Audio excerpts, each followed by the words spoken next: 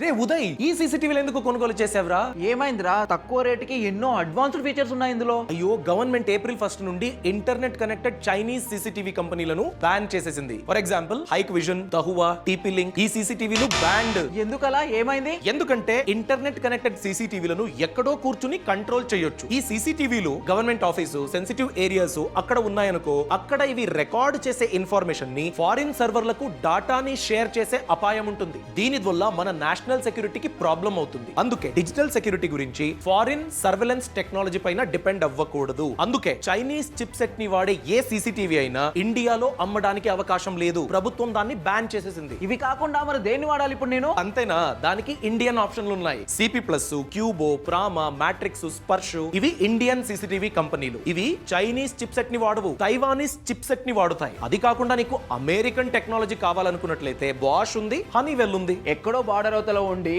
వీటి ద్వారా మన నేషనల్ సెక్యూరిటీకి ప్రాబ్లం అవుతుందా? అయితే ఈ చైనీస్ సీసీటీవీలు మనకొద్దు, పారా మనం వేరే తీసుకుందాం. మీరు కూడా ఇంటర్నెట్ కనెక్టెడ్ చైనీస్ సీసీటీవీని కొనుగోలు చేయకండి. ఈ సమాచారాన్ని ప్రతి ఒక్కరితో షేర్ చేయండి. Boss Wala. Be the boss.